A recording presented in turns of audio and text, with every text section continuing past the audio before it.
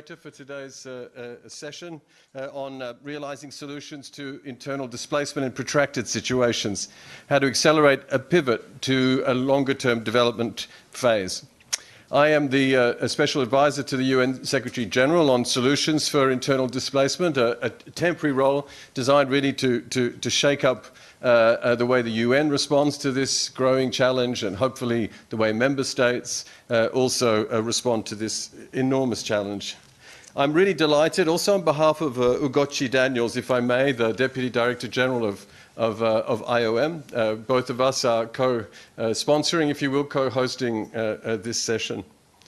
As I said yesterday at another panel, everyone is talking about record levels of forcible displacement at this time, but not many people are talking about internally displaced persons that make up about 75 million of those 114 million forcibly displaced people.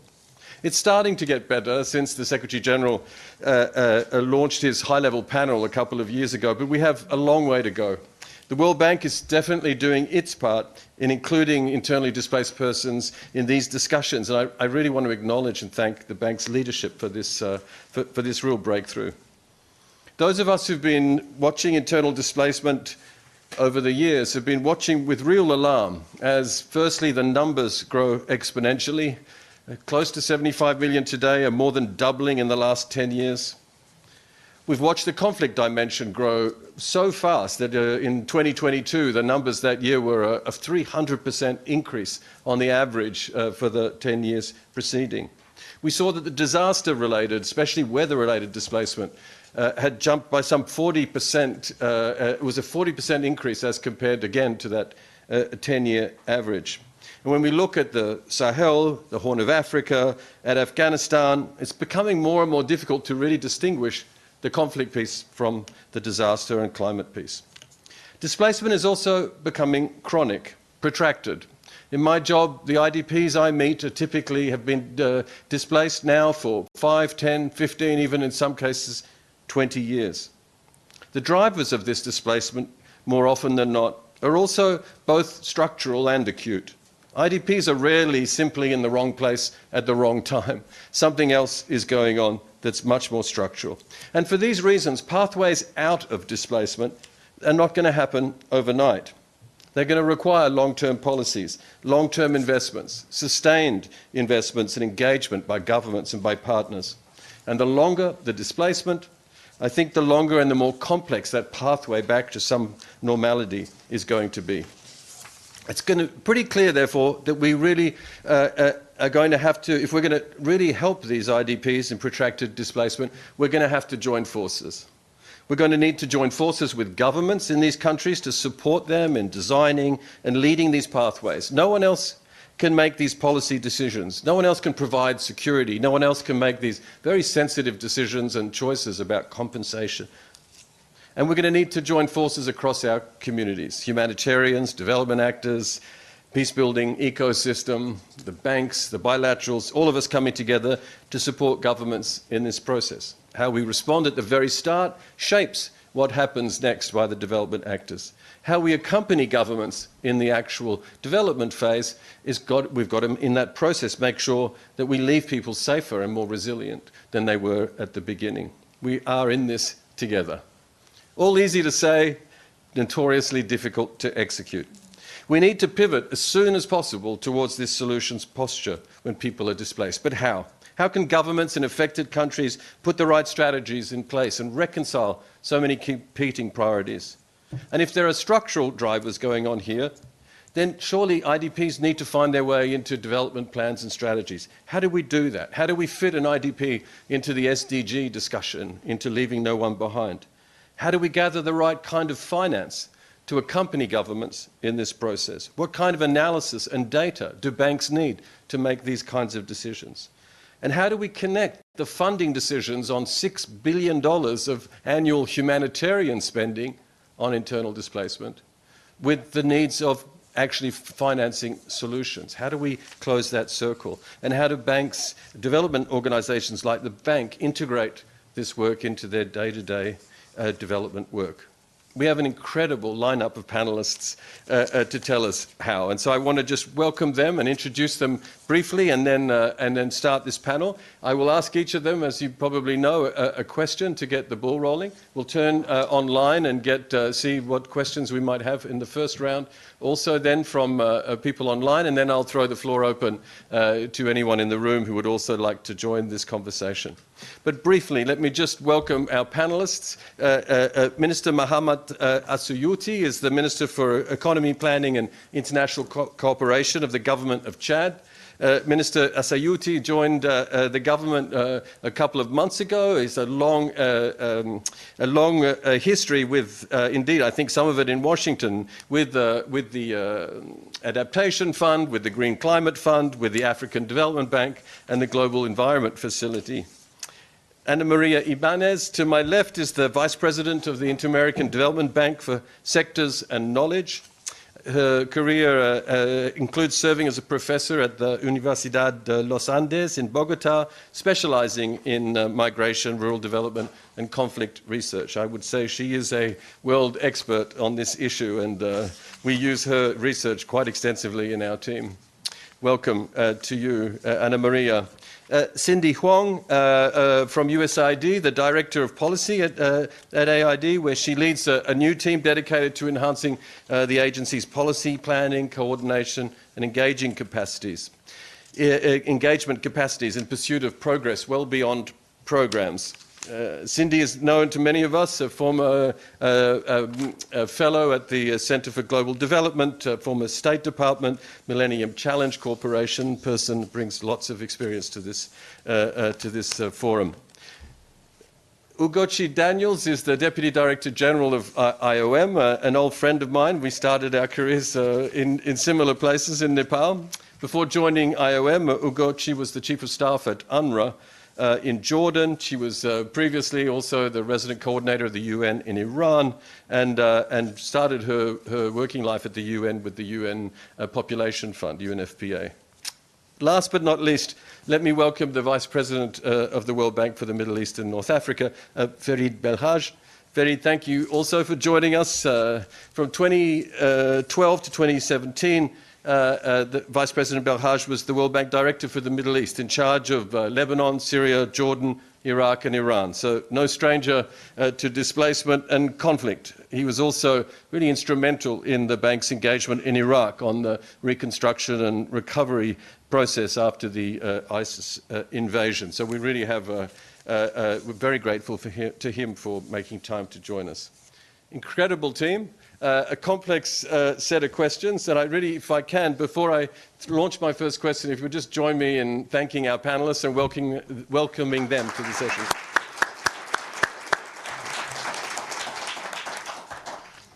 If I may, let's begin with Minister Assouyouti.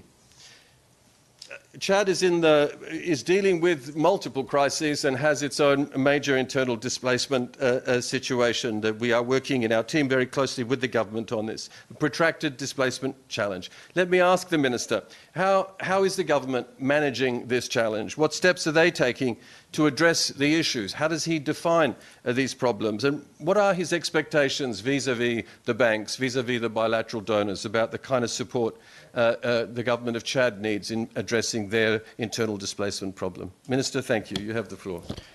Thank you, Robert. And first of all, maybe my thanks to the World Bank for this forum. I mean, it's an opportunity for us to talk about something that is not necessarily well publicized. I mean, IDPs in many instances are left behind. When it comes to humanitarian and refugees, we tend to focus on those that are coming from abroad. As you know, Chad is facing many challenges. I mean, I was in a panel this morning, I was talking about how fragility in Chad has a multidimensional approach. There are many things that impact our development that are completely exogenous. I mean, we do have our responsibility when it comes to empowering people to improve their livelihood, but many of the crises that we have now are really driven by exogenous factor. I mean, we've been involved in helping the region in facing security issues when it comes to Boko Haram in the Lake Chad. All of our borders are now facing challenges. You know what's happening in Sudan, what has happened and continue in Libya, and more so what happens a couple of years ago in Central African Republic. And because of that, we have opened our borders throughout the years. As of today, Chad is receiving or hosting more than 1.4 million people. 1 out of 6 refugees in Africa are now in Chad. That makes our country the highest per capita when it comes to refugees. And that has a cost, right? We receive many support from many partners, including the World Bank, the UN, but that puts so much weight on our public finance. The Prime Minister 2 days ago was saying that a couple of years ago, we used to invest $1 in development, but now we have to divide this $1 into peace, security, refugees, and so on. And what's left for development is very limited, less than 25%. Now, in this context, we are also facing some other issues. Climate change is one of the highest vulnerability issue for us. As you know, Chad economy is mainly driven by primary sector, including agriculture and livestock. Although we have been exploiting oil for the last 20 years, we still have a lot of challenges. And IDPs, internal displaced person, in many ways, as I was saying, are completely overlooked. When we have been hit by flood in 2022, we have had the entire capital flooded by increased rainfall. And the impact of that is that we lost lives. And people have to be displaced. We have to take care of them. And we do that with our own resources. So although we open our borders to refugees, we also need to make sure that the internally displaced persons are taken care of as much as we do for refugees coming from abroad. I'm really glad to be in this panel because IDPs, at least from our point of view, are really overlooked. And for now, we are dealing with this kind of issues with our own resources. So really our call in this panel and beyond is to make sure that while we take care of refugees coming from abroad, we need also to build resilience and vulnerability capacity for people who are facing issues in their own country and who are forced to be displaced. There are a couple of things that we would like to mention. One of them is that when we take steps to address the internally displaced people issues, we would like that to be done with country ownership. We were not really looking for funding to support the IDPs with short-term solutions or something that can just alleviate their situation for the few months. We think that IDP issues is different from humanitarian and refugees. When people are displaced in their own countries, they're not coming from abroad. They want to be integrated in their economy. And I just want to take one example. When people are flying or leaving Lake Chad Islands to come to the inland, they are leaving their own countries. And then when they come to areas where they have access to education, to health, to water, they feel like they have been left over because when they were in the Lake Chad region, they didn't access this kind of basic things. And we cannot ask them to go back because they don't have this kind of basic service when they go back to Lake Chad. So we think that long-term solutions is really the only way to address the IDPs. We cannot just give them some food, some immediate needs, and then ask them to go back. We need to have a long-term solution as the only way to address that. The other thing that we like to emphasize is that when it comes to IDPs, at least from our point of view in Chad, we think that these people have a lot to contribute. You know, when they leave, for example, their own practice of agriculture or fishing in the lake, or even the one that are coming back from Libya, the Chadians, they have, compared to the other refugees, they can really contribute to our development. So we really need to use that kind of skills that they have to build our economy. So having a long-term solution for IDPs is not only for them, but it's for the entire country. So making sure that their skills are used in a way that it will build economic development for the country is the way to do so. And by giving them long-term solution, really integrate them in the development of the country. These days, when you look at the humanitarian aid that we receive in Chad, it's basically going to refugees.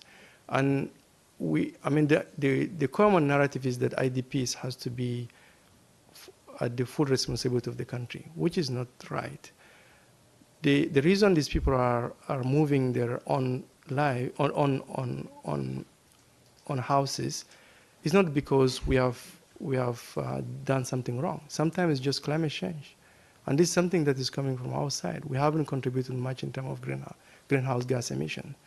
So the international solidarity when it comes to refugees should also be extended to IDPs. So one thing that I would like, and I will end here, is that for partners like the World Bank and other MDBs, we think that you need to go beyond the IDA funding that goes to IDPs. Right now, there is no window at the World Bank that is dedicated to IDPs. Everything that we have now in terms of PRA, the prevention resilience allocation, is for refugees. When you have the other window, which is for host communities, is again for people who are receiving refugees. But there is nothing for IDPs, and we think that that has to change. International climate finance should also be dedicated to that. So I'll stop here, and I might come back again later with some concrete calls that we have for that. But I would like to thank you again, Roberto, and the UN for organizing that. Thank you so much, Minister, really making these points very forcefully about the complexity of the challenges in Chad, these expectations of help and the need for a long-term approach. And I think an important reminder, most people think that a solution for an internally displaced person is to return them home. But many IDPs will not elect to return home, especially the longer they are displaced, but also because of climate change. Drought has changed their villages forever, their livelihoods forever. And so in the case of Lake Chad, as the Minister was saying, many IDPs will choose to stay, and we need to make sure we can accompany them in that option. Thank you, Minister. Let me turn to Ana Maria to my left, who really is, as I said, a kind of world expert on this issue, and really in particular has done research in understanding the particular vulnerabilities of an internally displaced person in Colombia. What distinguishes them from simply poor people, vulnerable people? They are not, they bring their own challenges, of course, and their own history. So over to you, Ana Maria, to share a little bit those vulnerabilities in Colombia and how the government and the Colombian authorities are going about addressing this issue. Thank you. Thank you very much. And before, thank you for the World Bank for organizing this Fragility Forum, and for Ugochi and Robert for inviting me today to this important panel. I think Minister Asuyuti already mentioned why IDPs need to be supported and why countries need to be supported. The largest percentage of internally forced migrants are internally displaced persons, not refugees. However, the effort of the international community has concentrated mostly on refugees. And what we can expect in the following years is that internally displaced persons are going to increase because of the intensification of extreme weather events, of natural disasters, and this is important. So Robert was asking me whether we should, whether IDPs should have specific policies for them, and we do believe that is the case. I do believe that it's the case. Although the needs of the IDPs many times and oftentimes overlap with the poor population or the vulnerable population, they have very specific needs that need to be tackled in order for IDPs to be able to have an autonomous life and not be dependent on it. And these differences are mainly driven by the consequences of the forced migration that they endured. In Colombia, we have done extensive research on this issue. So what we have found is for internally displaced people because of a conflict. And what we have found is that the consequences and the economic consequences of forced displacement, forced migration, are manifold. The first, and this is because forced migration is oftentimes done hastily. So the first thing that happens is that households leave asset behind. They arrive usually to the cities that they don't know well. They need to seek for employment in a new region. And in the process, they lose access to risk sharing mechanisms that in their communities were present. Many times these risk sharing mechanisms were mostly informal. The settlement process is difficult and is slow. It doesn't happen quickly. And in many cases, they have to face the sequels of trauma. The trauma of, in the case of conflict, the trauma of victimization, the trauma of facing violence, and sometimes with natural disasters, some trauma comes also with them. This, what we have found, generates poverty traps, and poverty traps for the IDP that are difficult to overcome. So policies to help the IDPs need to take into account these particularities. During conflict, and I would say that during natural disaster, there is a large asset loss. And in particular, what happens is that the asset losses are mainly of productive assets. So the main source of income is lost, and they lose their main source of income. And when they arrive to the cities, as I mentioned initially, it's not easy to find a job. And this happens for many reasons. The first one is that skills are not necessarily transferable. In the case of Colombia, we had rural IDPs that came to urban areas, so their skills were not recognized by the labor markets. And as economists have found that labor mobility is not that easy as we thought. They lose their networks of access to employment, and so it's very difficult for them to find an employment. It takes many months and sometimes years to find a stable source of income. And what is worrisome, I would say, is that these negative consequences may also persist for the second generation of migrants due to chronic poverty and due to the psychological trauma. The research that has been done in Colombia finds that IDPs, the anxiety and depression levels for IDPs is 3 and 4 times higher than for the local population. And what this research shows is that IDPs are more pessimistic, they are more averse to risk, therefore the economic decisions that they make may thrust them even more into poverty and into this poverty trap that I am mentioning. So recovering from these economic shocks is quite difficult, and it doesn't happen from one day to the other. Sometimes, as I say, it can persist through generations. And I think that the experience of Colombia is important. Colombia has done specific policies to address the needs of the internally displaced population. And the government has done it since 1953, which is really incredible. But really in 1997, the first law for addressing the needs of the internally displaced population was done. I'm not going to go into the details of the law. We can discuss it afterwards. But I think that the policies that the Colombian government has done give some important lessons for the world that I think can be used for designing policy. The first one is that in 1997, the government decided to create a registry, an IDP registry. And this IDP registry was very important. It was very important to identify who were IDPs, and it was also very important to plan aid and also to plan government action. So the government knew what was the magnitude of the displacement and the needs of the IDPs. The second important lesson is that, yes, including IDPs on anti-poverty programs improve their socioeconomic conditions, but what really rigorous impact evaluation shows is that the effects of these anti-poverty programs are small.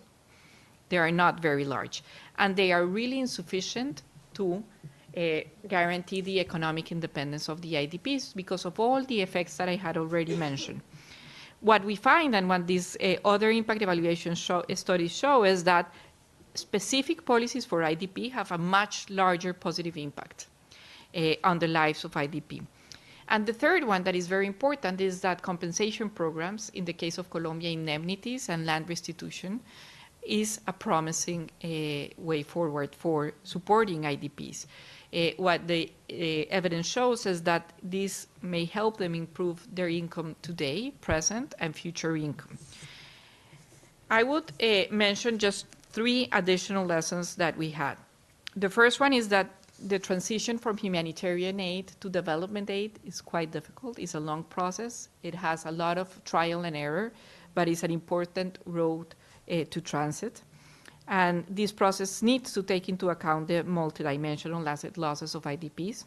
The second one is that Colombia has been praised for being overly ambitious with the policy for IDPs, but I think this is a double-edged sword, because it was ambitious, but it promised so much that sometimes it created really too many expectations, and the government was not able to fulfill in all the dimensions.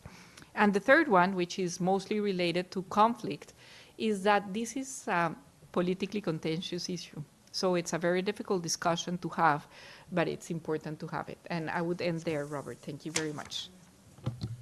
Thank you so much, Ana Maria. This is a question we're asked all the time: what distinguishes an IDP from others? If we do our regular programming, surely they'll be caught in the net. And the answer and the evidence is it's not that simple. Yes, it's about poverty programs. Yes, it's about education programs, but it's not going to take care of itself unless there's this very deliberate and thoughtful policies to make sure they don't fall between the cracks. Thank you so much. Let me turn to USAID and to Cindy. Cindy, the United States is the largest funder of humanitarian aid globally, also obviously very major development investor worldwide. And you sit in that front office of USAID with a vision over all of these different components, be it humanitarian, be it development. So great to hear from you about how you see this issue of internal displacement. What does an exit strategy look like? How do you orchestrate that, or how do you want to see it happen within AID and perhaps beyond? And indeed, why have you become such a champion as USAID of this need to develop a solutions approach? Over to you, Cindy. Thank you. Great. Thank you so much to the UN, IOM, and the World Bank for this really incredible opportunity. And you also mentioned, Robert, that I used to work on similar issues when I was at the Center for Global Development. And there I worked on development-led approaches and solutions for refugees. And it is a big regret of mine that we did not include IDPs in that. So I'm grateful to have the opportunity to do a little bit of a course correction here and to be on this panel and to do this work. I do want to acknowledge, as the other speakers have said, that the humanitarian development peace nexus, development-led solutions, like these are not easy sets of challenges. Otherwise, someone would have taken care of it before. But I think in terms of why we're so focused on it, as was mentioned, I'm in a new office that's looking at issues that cover multiple bureaus and offices and issues within USAID and that are medium to longer term. So we're a small office, only 20 or so people. So I also want to acknowledge this work is only possible because we're really elevating the expertise and ideas of people across USAID to tackle these challenges. So I think everyone knows the why of HDP. We want to work more in prevention, even if you can't do a bunch of RCTs to show exactly what works. Like, it is such important work, and I love RCTs too. And that also we want to reduce the duration of protracted crises and conflict and build resilience. And I think when it comes to IDPs, this goal of self-reliance, that the minister spoke so powerfully about is really critical. I also want to acknowledge that we have an interagency Global Fragility Act that also tries to bring the assets from across the U.S. government towards addressing these issues. And then also just to bring back, I know we're in this work also to the humanity and the dignity of no one wants to live on year humanitarian assistance for 5, 10, 20, 30, 40 years, and it's also not a win-win with the host community. So what are we doing collectively to identify those longer-term strategies? So I just wanted to make three points. First, to talk about the USAID efforts.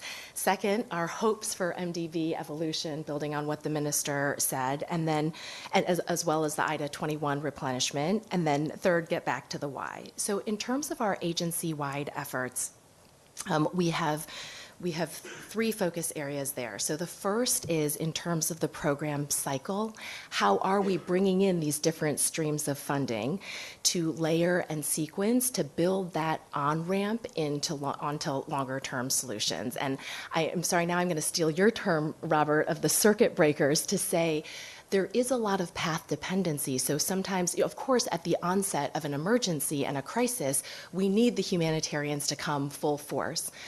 But are we building in moments to say, is this the path that we need to be on? Are there policy conversations that we should have? Speaking of, Ana Maria provided a really excellent example of a legal framework, and we need to have those conversations and those stopping points to reassess and chart a path forward. And it could be that, the answer is not yet, but we need to start those conversations and have those moments.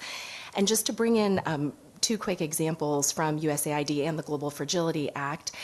In Mozambique, we're collaborating with the Swiss Agency for Development and Cooperation to connect IDP resettlement sites to the water grid as opposed to trucking in water. And that's maybe a basic example, but when you think about the cost savings, again, the ability to put resources to sustainable water supplies where they do exist, those are the kinds of issues we should be looking at in a very practical way as soon as possible.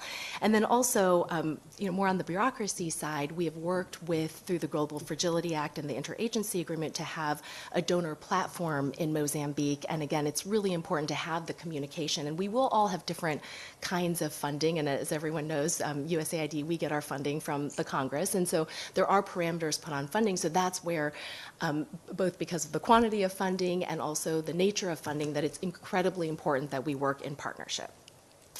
So another focus area of our HDP work is the flexibility of awards. So anyone who's worked in procurement knows it can take 2-3 years to get a procurement into place, and so the nuts and bolts really matter.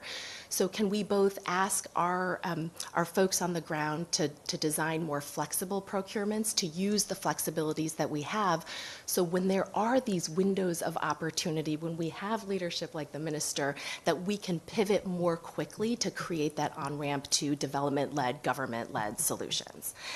And then the third area is, how do we crowd in more private sector investment into these areas?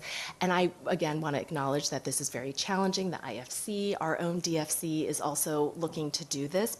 So it's not an easy proposition, but when we talk about jobs, when we talk about SMEs, we really need to consult with and coordinate and identify areas for private sector investment. I want to acknowledge that a lot of the USAID HDP team is here in the room, and so maybe they'll raise their hands, so if you have more questions you can find them after the panel to ask more, but we have a really great team, again, working across multiple bureaus and offices at USAID. On what MDBs can do, I did have the privilege to work a little bit with those who were designing those specialized windows for development-led solutions for refugee populations. And I think it's really interesting, of course, as we've discussed, IDPs are different, but I think it's really interesting to look at those innovations, because we do know, and building on the amazing research that Ana Maria just presented, that there are unique needs, and that we also know that governments with scarce resources and so many challenges, asking them to invest in this particular issue set, it may be challenging because there are really hard trade-offs, so whether it's a specific sector or a specific sub-region. So I think my call to action is, let's think really creatively about how we can incentivize action. It's not just financing, it's also simplifying operational processes so that the money can move more quickly. And then most importantly, thank you, Robert, for mentioning that our office works on progress beyond programs, because it should all be catalyzed by the policy dialogue and the laws and the regulations that really promote greater inclusion of IDPs wherever they are. And I think this applies both, I wanted to flag, to the IDA 21 replenishment and opportunities there, as well as through World Bank evolution, the discussions around what might be in place for middle-income countries, because we know there are major pockets of fragility in middle-income countries. So I think it's really important to look at both. And then I want to conclude with the third point about just the why. A lot of times when I think about HDP, and it's like, it's great, we have really good champions in our procurement office and general counsel and in our humanitarian and food security, but a lot of times it is like you're really in the guts of the machine. And it can be really hard, but just like taking the step back to say the why, like you or I, our neighbor, none of us would want to be in a situation where we're receiving, you know, whether it's food, plastic for shelter, like we all want the opportunities and the environment to make a living, to support our families. So really bringing it, like as I get stuck in the like the reforms and the policies and operational guidance, all of that is critical, and we're doing it because we believe in the humanity and dignity of every person, and it's just by luck that it was not one of us, and there are probably people here and watching who have been in that situation. So let's take this privilege we have to work at these very important and influential organizations to make a real difference for people. Thank you so much. Cindy, thank you so much. A really an eye-opener about how USAID is managing these dynamics and why this is so important, and the big picture that you have about our architecture and the different instruments that we need to bring to bear. Thank you so much. Let me turn to Ugochi Daniels, the DDG of IOM. We need data. If it's not counted, it doesn't count, right? And not only is IOM a very operational entity, but it is also the custodian of a lot of really critical data on which decisions and policies need to be made. The displacement tracking matrix is very well known, the solutions and mobility index, the transhumance tracking tool. IOM is really developing more and more of these critical data sets on which policies and financing decisions are surely going to be more and more dependent. So maybe I can ask you, Ugo, to share some of your insights about that data architecture, what IOM is doing to design it, and how can it contribute to partners like the multilateral development banks in making the right decisions for internally displaced people. Thank you so much. Thank you very much, Robert, for co-convening this panel with me, with IOM. Thank you very much to the World Bank for agreeing to this panel at the forum. It's great to be with such distinguished fellow panelists. But most importantly, thank you to all of you for being here. For IOM, we've always prided ourselves on reaching the most vulnerable around the world. We're going to continue to do so, obviously, due to the trends we know and the impact of climate. And we're really pleased that the data that we collect, and Robert alluded to this, is informing investments on how to prevent, how to respond, and how to drive solutions to displacement. But we're not satisfied. This needs to happen at the scale in terms of the current caseload of IDPs, as well as the future caseload of IDPs that we know we're going to have due to environmental degradation, due to climate impact. So my task today is to put forward some offers on how data can help multilateral development banks go to scale in terms of preventing, well, all of us, but from the financing perspective, preventing, responding, and driving solutions to displacement. So my first offer is that data reveals where solutions investments can make significant development impact. And as Robert said, as IOM, we collect a lot of data that typically has been in a humanitarian context. But what we're seeing now can also be used to prioritize and shape interventions for development. And we want to leverage this incredible asset for the benefit of a broader group of actors, starting first and foremost with affected governments, the MDBs, but also peace, development, and climate experts to ensure that they have the right information at the right time to shape policies. We heard about the importance of IDP specific policies, as well as investments and interventions. The interventions that enable the pivot that Robert, you had spoken to. And in IOM, we've developed a number of tools under the banner of solutions and mobility index that could be used for this purpose. So the returns index, for example, was first developed in Iraq, and it's a tool to highlight where returns, where conditions for return are bad or where they are deteriorating and why. And this information provides governments, partners, and financial actors with a snapshot of the most critical areas requiring immediate intervention and allowing for prioritization and sequencing to maximize and de-risk investments directly relevant to the long-term pursuit of solutions.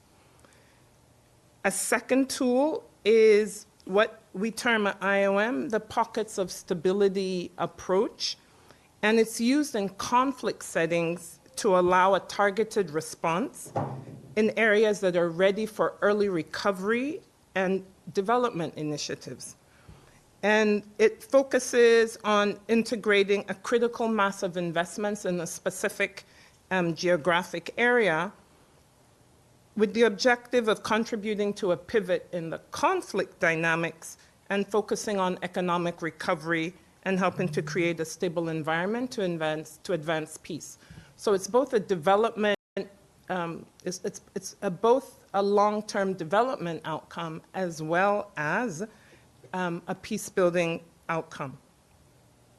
So this approach aims to fuel the reconciliation needed to support political transition towards continued peace. It focuses on building individual, community, and local authority resilience to promote autonomy and self-reliance. And I know autonomy and self-reliance sound very conceptual, but if you go back to the point Anna Maria made about IDPs being less risk-averse, IDPs being more vulnerable or less capable in terms of making the decisions that are going to advance their long-term solutions, and ultimately to generate sustainable development. A third tool, and Robert also mentioned this, is our transhumance tracking tool, originally developed in West Africa, and it's composed of two data collection mechanisms. The first is a flow registry, which looks at key seasonal transhumance movements, and it enables us to support early preparedness on key infrastructure such as markets, the transhumance corridors, and grazing lands, mitigating and preventing possible sources of tension and conflict. And then the second is an early warning system, a localized alert system that uses the network of key informants to share and receive alerts with the local communities. As IOM, we're going to continue perfecting these tools, but what I think is more important is that we're already cooperating with several affected member states and IFIs to strengthen the tools, their scope, and coverage. And we're calling on all other interested actors to jointly co-create data collection and analysis exercise with the objective to improve our response to displacement, to prevention, and ultimately to solutions. And we have very successful models of co-creation. For example, enhancing community resilience and local governance in South Sudan, which has really invested in solutions at the community level, and our tool, the Climate Displacement Risk Score, which we're piloting in the Asia Pacific, is helping partners to estimate the risk score of specific geographic areas at a very granular level to inform where investments should be scaled up. The second offer from data is that it is shifting the debate, the discourse from when does displacement end to when do solutions start. And this is a major opportunity for making solutions programming part of the MDB evolution roadmap. And our primary data and analysis, whether it's of host communities, IDPs, and solutions outcome, offer a data-driven way for MDBs, but more importantly, member states to design and deliver solutions to displacement. As IOM, we collaborated with Georgetown and published last year. If you haven't gotten it, you need to grab hold of the IOM colleagues in the room to get hold of the first ever periodic review on the global state of solutions, or what we call progress, which showed how and when the development system should engage with solutions, with a goal to support IDPs as early as possible in their pathway towards a solution. I should also share that the Data for Solutions Internal Displacement Task Force is changing how we define the start of solutions by defining IDP groups who need development-oriented assistance. Returns, relocation, and local integration launch solutions pathways. And the third and final offer with regard to data is that it's a tool for inclusion, revealing a lot about what people-centered and operationally relevant solutions look like.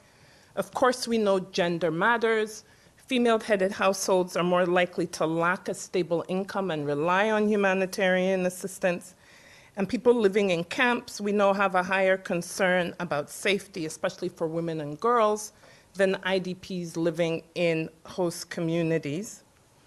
We also know that adequate housing is related to stable income. We see that IDPs without adequate housing are 3.5 times more likely to rely on humanitarian assistance. So the timing of investments in solutions matter. Having the data to make these the data needed to make these investments critically important. And let's remember, well, I'm supposed to say thank you to you, Robert. That's what's in here. But let's also, no, but honestly, I have to thank you for continuing to shine the light on the IDP agenda. As the minister said, there's a lot of focus on IDPs, yet more than 2/3 of the forcibly displaced migrants, as you pointed out, Anna Maria, are IDPs.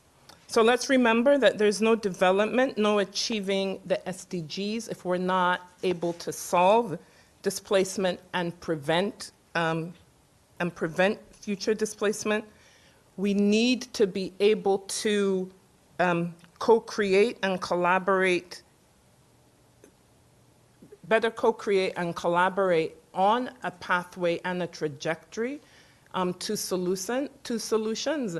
And data, certainly, and I'll close, IOM's offer with regard to data is having the data needed to make decisions on investments, taking fully into account what the context is, because context matters when it comes to solutions for IDPs. Thank you. Ugo, thank you so much, really, and laying out that incredible offer, that critical data offer from IOM, the suite of tools. Let me turn to Ferid Belhaj then. Ferid, thank you again for joining us. The bank has been a partner to the UN on internal displacement issues for some time, but it's really gathering momentum. My office is a temporary office, but really had a wealth of partnerships just blossoming, I think, across the whole World Bank group.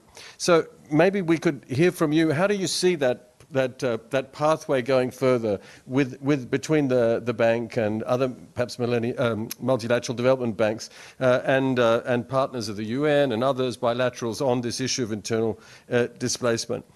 Can you see how early can an organisation like the World Bank engage, given the volatility in many of these environments, and yet the importance of moving fast? We know how long it takes for us as development actors to get to operational. We know that. So how early can we move organisations like the bank and the UN on the development side? How do you reconcile some of those challenges? And if you have any reaction perhaps to Ugo's presentation on data maybe, and where you see the gaps, if any.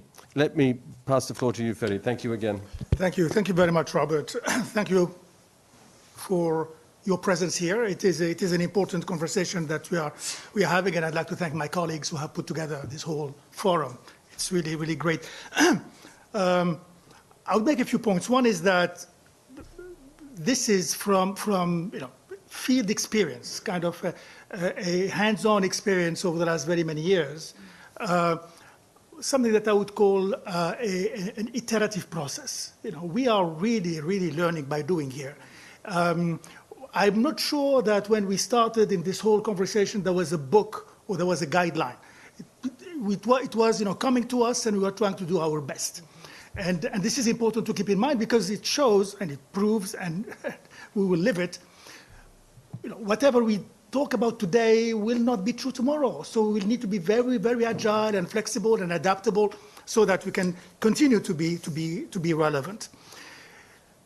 I listened to my colleagues here, and it is true that internally displaced persons do not have the protection, the legal protection of refugees. And it is true that under international law, they are not taken care of the way refugees are. And this is something that we need to keep in mind, and possibly, as many of you mentioned, it would be something that we need to try to push, because there is nothing like a legal framework to push all of our organizations to move in a certain direction and to have a clear set of standards. Yes, there are guiding principles from the UN, etc., but they are not enough. We need more than that. So this is something that I'd like first to put on the table. Second, still along the same line, yes, forced displacement comes because of armed conflicts, etc. So this is provided for in the Geneva Conventions. But as Anna Maria mentioned, it comes also very, very much and more because of climate, because of places where it becomes totally not viable to live. And this is something that I saw happening a few years back in Syria. If you take that experience and if you look at it very carefully, in 2008, we all had to experience the food, fuel, and financial crisis. It hit the whole world. It hit the whole world, including the Middle East and North Africa. And it so happens that during that time, there was a very, very heavy drought in our region. In particular, in the, it's awkward to say it this way, in the Fertile Crescent. It was very heavy. And what happened, and I really liked what Anna Maria mentioned there, what happened is the flocking of people living in rural areas where they had their normal living. They came and populated the outskirts of cities, and they put a lot of pressure on the on those cities and on the government. And we can go into more details about some of what triggered what happened in Syria, but clearly that was one major factor. And we all know what happened. The whole thing exploded, became like a civil war, and people started being pushed around Syria. But this is where I believe we need to also be very careful. There is something called porosity when it comes to borders. And this is also something that we need to, we experienced it anyway. There was a move from IDPs to refugees. It was there. And we need to, make sure that we keep that in mind. People stay within the borders of their countries, but people also move through some of those borders. And the protection of these people, yes, will be at two different levels. When the same person, being an IDP, would have certain legal protection. As soon as they cross the border and become refugees, there will be another set of protection. So there's an incentive, in a way, for them to move through the border because the protection will be higher. So let's also keep that in mind. This is a kind of reality check, what's happening today on the ground. And so the minister mentioned it, and I thought that what you mentioned, Mr. Minister, was very important. Chad, Libya. And it's not just a one way. It's Chad to Libya, Libya to Chad back, or Chad to Libya and then moving forward. I see it in Lebanon and Syria. Refugees, IDPs turn into refugees when they go to Lebanon, and it so happens that they come back. Some of them come back depending on the season. So we are looking at a very dynamic situation that is not necessarily framed in a way that would allow us as the international community to approach any type of protection, in a way that would be, optimally efficient. We need to keep that in mind. And again, it is the iterative process that I was talking about. And then there's the issue of humanitarian and development. It is tricky. Robert, you mentioned it. It is tricky, and how can you manage it is difficult. In 2013, we had a very interesting conversation with the then boss of UNHCR, the current Secretary General of the UN, when we were discussing the issue of Syrian refugees in Lebanon and Jordan. And that's when we kind of worked together to put on the table in a very clear way, hopefully a rational way, the whole nexus between humanitarian and development, because the bank needed that rationale so that we can move ahead with financing, with real engagement. You go to the board and tell them that we are doing some humanitarian stuff, I'm talking about 2013, people will tell you, this is not your business. OCHA, there's UNHCR and others. Well, we needed to have that development dimension into it. And we were able to put it on the table, and we were able to create an instrument that then served a number of countries. We called that at the time the CFF, the Global Concession exactly. Financing Facility. Exactly. No, it was before it was global. Before it was global, it was CFF. And CFF was all about Syria, refugee, Jordan, and Lebanon. And then the Obama administration came to us and said, we'll have to put the G in front of it in order precisely to go to Colombia. Because at the time, there was this issue with Venezuela and Colombia. It is one of those situations where we go to the board of directors with the first ever project that would help Jordan at the time deal with this issue. And again, it was, this whole from IDP to refugees. We went to the board and we were very fast to the board, touching on how fast can we do things. Very fast. So in a few weeks, we were there with an operation on the table.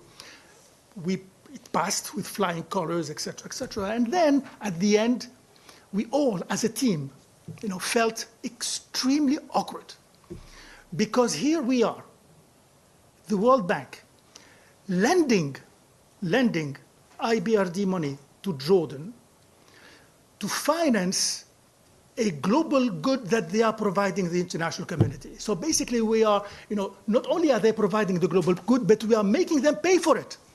And that was the start of the thinking that led us to the CFF and then to the GCFF, which is basically helping the countries. Yes, it is borrowing, but it's borrowing at IDA levels, even for IBRD countries. So that also is important, and it was part of this whole learning by doing type of process. Now, two more points. One is related to, going back to IDP specifically. dealing with the sovereignty of the countries. How can we manage? It's a big question. I wouldn't have any answer right now, frankly. But if I look at Iraq, if I look at Yemen, if I look at Syria, yes, when people cross the border, we have something. But when they are within the country, it becomes very tricky to engage with them. Because, not all countries are the same. Not our relationship with the government, in Yemen, the one that is sitting in Aden, has nothing to do with our non-relationship with the government sitting in Sana'a. And it is an issue, Others, and that's why I'll come to cooperation later, others have that opening, and cooperation becomes very important. Same thing when it comes to Iraq, same thing when it comes to Syria. There is no interaction between the bank and the Syrian government. So there we have some kind of a constraint that we cannot cross, in terms of Syria. And my last point relates to cooperation, and the point that you're putting on the table, Robert.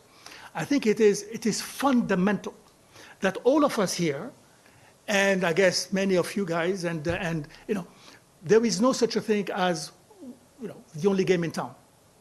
There is no such a thing as we can go it alone. Doesn't work that way. We see it when we engage on the ground, and I can give you tons of examples. So you take your ego and put it somewhere very deep. We cannot work on the basis of, it's the bank, or it's, UNHCR, or UN, whatever. No, it is really a very, very strong partnership that we need to build, and build it operationally. It's very nice sometimes to have that kind of big discussion from HQ to HQ. We all love each other. When it comes to the field, then you start feeling some tension, and we need to make sure that tension disappears. What we are doing in Yemen, every year we put around $400 million in IDA grant money. We would not be able to implement anything if it weren't for UNICEF, if it weren't for UNDP, if it weren't for others. And I would go on and on with examples. So it is absolutely fundamental that we find a way to talk to each other and to understand each other, to see how we function. The bank is a very awkward animal, but others are the same. So we need to have that kind of a bridge. Hopefully we are doing as much as we can on that, and hopefully others will do the same. We need to meet each other halfway. Again, not just between Gutierrez and NRJ or Amina and others, etc. It needs to be with Mr. X, Y, and Z sitting in the field with our own mixed Mr. X, Y, and Z. Thank you. Berry, thank you so much. Really great to hear this wealth of experience. I'm going to remember this, take your ego and place it somewhere very, very deep, is a quote that is going to travel with me. But also to hear where the will is there, our ability to move fast and creatively to find solutions. In the case of the Syrian crisis, the Venezuelan crisis, we've got to draw inspiration from that and keep that momentum. Thank you so much, Farid. We're going to abuse your patience and just go till 4, so we're giving ourselves a 15-minute window. I'm going to take one or two from online and then probably take a couple from inside. Fantastic to have standing room only, by the way. I'm sorry for those that are standing, but we take great pride in that, I'm afraid. But thank you so much. One or two we'll take maybe one from online. And then I think, Robert, considering the time and many people in the room, we're okay. just going to take the questions from the room. Okay, very good. So who would like to go first? And if you wouldn't mind introducing yourself, let's take the hand at the very back. Yes, thank you. And then we'll go with you second. So. And Well, let's say, sorry, Robert, if we can take just 2 questions because we really need to finish soon. Really? But, yeah. Okay, we squeeze it maybe to 3. Please, I'm you happy could to- introduce yourself. I'm happy to stay longer. It's no problem, everyone.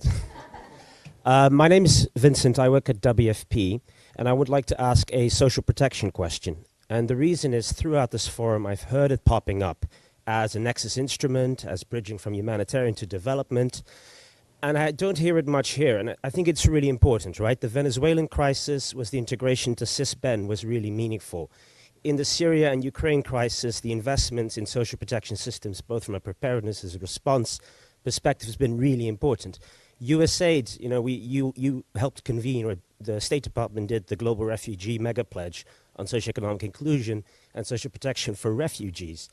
With IOM and with your colleagues from USAID, we work in the Social Protection Interagency Coordination Board on linking humanitarian assistance and social protection, and we have a dedicated principle on strengthening this for forced displacement. So there's all these different things, and that would then allow for data to be generated that puts the IDPs on par with citizens, with normal people receiving benefits, as well as working on the portability of benefits of people that have been displaced. So it's more of a question of how is social protection featuring, because, you know, Dr. Piper, in the five of the 15 country plans I've seen, and all 5 have really important entry points for social protection, I don't see it being mentioned at all. So that was my question. Thank you, Vincent. This lady if you, in pink and then in the very front. Go ahead. Thank you. Is this one on? Yes. Fabulous. You would think that we planted each other. We did not. I'm Lara Evans. I work at USAID. I'm a social protection advisor. Who knew? Who knew Vincent and I were going to one to you? Yeah, I guess what I wanted to say is sort of echoing what Vincent did, is that I think there's so many tools, and we didn't sort of talk about them today, but, you know, universal social registries that allow people to be identified before they move, national IDs so that people can be identified, portability of benefits, interoperability between systems. Like, there's a lot of government system building that can be done and utilized to get to people in fast ways.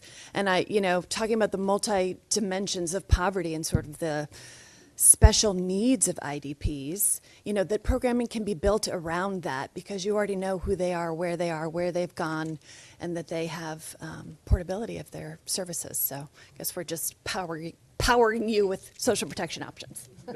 Thank you so much, because that was really one question combined. We're going to take at least one more, if you don't mind. Please. Go ahead.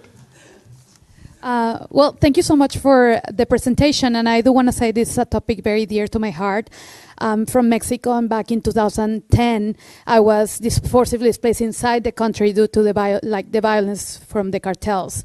So now that I work on this space, I have an opportunity to listen to other stories, and I was recently in Medellin, Colombia, where I went to this community on the outskirts, outside of every social protection, every hospital network. We had to trek on like mud roads to get there.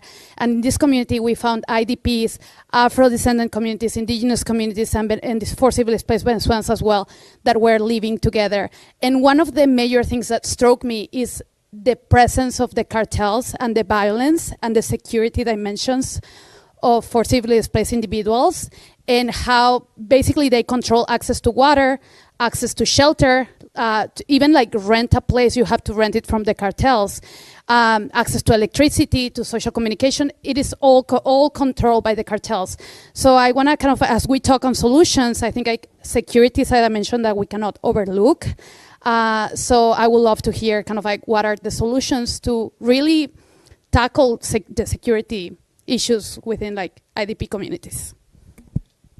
Robert, Thank you. Yeah. I'm going to take the last one because I have been asked. And Okay, very good. Okay. You're not allowed to ask about social protection, Mara. That's the only thing. No. I'm going to help the question of social protection. Go ahead. No, my name is Maya Lazic. I'm from the World Bank UNHCR Joint Data Center on forced displacement.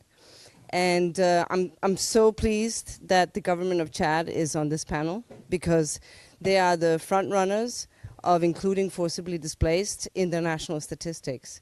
So I wanted to say just a couple words around the data, because I think that's absolutely essential in terms of what we're discussing here today and what the path forward is.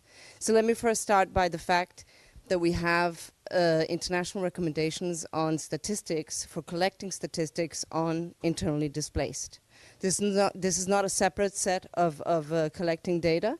This is a way of identifying this vulnerable population in national statistics, but at the same time collecting the same data as for nationals in order to be able to compare. So making that first point. The second point is that the kind of data that we can receive from national statistical offices, particularly in those countries where this is possible and where IDPs are not politicized in the same way, are gold for development actors and for development programming to come in and to precisely pinpoint what kind of social protection programs, what other programs do we need to put in place in order to support that pathway to solutions. So this is really a shout out to let's get IDPs into the DHS, into the poverty assessment, into the mix, into the labor force survey, and everything that is out there that is coming out regularly, and let's mainstream it in there. That's something that we're invested in. And just to say that that's a very important thing because it's national ownership. Thank you very much. Thank you, Maya. I think what I'm going to do to close is to give the floor to each of our panelists to just share a few final thoughts about what their takeaways are. I think any comments on social protection, I think it is an absolutely brilliant instrument to connect the development and the humanitarian community. And so I think it's very nice that you brought it up. But if you don't mind, I think maybe we'll do it in reverse, starting with a couple of thoughts, takeaways from this discussion, and then we'll bring it to a close. Sorry for the time pressure. Over to you, including reacting to any comments. Sure. No, a couple of words on social protection precisely, because if one looks at the Middle East and North Africa portfolio, we are doing a lot on that. Of course, after COVID, etc., that was important. But also, even before that, when you look at what we are doing in Yemen, for instance, and other places where the whole IDP phenomena is very heavy, we believe that unconditional cash transfer, for instance, is absolutely fundamental. So just to put that on the table, you're absolutely right. This is one of the main drivers of our nexus between humanitarian and development. Thanks. Thank you, Ferid. Ugochi, would you like to go next? We'll do the reverse. A quick point on social protection. I did have it in my talking points. I didn't have time. I'll just be really quick. So we're already working with this approach and supporting member states, exactly what the last person spoke about, to strengthen their capacities to include specific populations in their national surveys and the national data collection efforts. We're also building their capacity, and this is critically important for the portability of benefits. It's an important feature for displaced and mobile populations. On the point about security, I had spoken about one of the tools that we use that actually analyzes the context. It's a piece. It identifies pockets of stability and investments that are needed to support social cohesion and peace building. So in this particular example that you mentioned, and we don't have enough time to go into it now, one is having the data it's great that you were able to go there and you traveled through everywhere you traveled to get there, but having data systems and tools that will be able to identify it, and really doing the conflict sensitivity analysis to help identify how to address it. And I think my takeaway reflection from this is, with everything that we've heard on the panel, obviously with the experience we have in the room, we should not have any excuse about going to scale. It's not about the what anymore, it's actually about the how and the diversity of partnerships that we need, with our egos very deep, I think. I think the word was. Thank you. Thank you so much. Cindy, please. Yes, great, thank you. Completely endorse everything that's been said about social protection. Laura and I, we've seen each other on Zoom, but not in person, so I'm glad that you're here. And I would just say, when I was saying on-ramps, at the end of that ramp is exactly what you were saying: inclusion in social protection systems, health, education. So it's very much top of mind, and something that we're thinking about through the task team. Although it's really important to say, it also, when I described the work of the task team, I didn't go sector by sector, because I do think the fundamental systems, and a lot of people spoke about the context specificity about what is possible and what is needed in different contexts, but that's definitely at the end of the rainbow, not rainbow, the ramp. And then the only only other point I wanted to say is to reinforce what Fareed said about the iterative progress. I think it really is important to take a step back and think about how far so many of us have come, including the World Bank. You know, hearing the beginning stories of the CFF and the GCFF was really heartening, because we shouldn't let the challenges cow us at all. You know, we really have a group of people and partners who can make real progress. Thanks. Cindy, thank you so much. Anna Maria. Thank you. Just to briefly respond some of the questions that you already made about social protection, I think it's very important to differentiate between refugees and IDPs. IDPs move within the country, so their social protection, they still have access to social protection, and it has portability. So the challenges is very different. In the case of refugees, we have to provide social protection and access to social protection. And in an impact evaluation that we did at the IDB with the World Bank on the program for Venezuelans, for Venezuelan migrants to Colombia, what we find is that this regularization program increased the income of the migrants by 40%, and a large chunk of it is driven by access to social protection. So social protection is very important. Secondly, on violence, which I think is very important. And here, again, is a very important difference between IDPs and refugees. When people move within the country is under conflict, for example. So the country itself is undergoing a very complex situation. And the violence can move with the IDPs as well, and the threat can move with the IDPs as well. So there, for example, protecting the data of the IDPs and the registries of the IDPs is of the utmost importance. In Colombia, that data was in one city. Somehow it got out of the government, and it went to the hands of one of the armed groups, and they used it to track down people and victimize them again. So that's very important. Thank you, Anna Maria. Minister Asiuti, we give you the last word before I close. Thank you. Yeah, I hope you get those. No, I think one thing I was saying at the beginning is that maybe the World Bank doesn't have an IDP window, but one thing I should say is that all of the support we received so far when it comes to addressing IDP issues is coming from the bank, including what you mentioned in terms of a national statistic. So we're really thankful for that. I would just want to thank also the UN. I mean, we've been lucky to be selected as a pilot country under the Secretary General Action Agenda towards the solution for IDPs. And with that support, we're really working hard to make sure that we don't only address the refugees coming from abroad, but also those who are affected by some impact like climate change. So thanks to Robert's team as well. We have taken some steps going forward. You know, one of the things that we have done is to set up an interministerial committee to work on IDP solutions. And this is something that is working well in the sense that it's not only dealt at the Social Affairs Ministry, it's sitting in my ministry. And it means that we really include the IDPs as part of our planning. It's not only about giving them short-term needs. We think that IDP should be included in our national planning. So yeah, I would like just to say that we fully engage, and we really thank this forum to bring up this issue that has been overlooked for many, many years. Yeah, thanks. Thank you, Minister.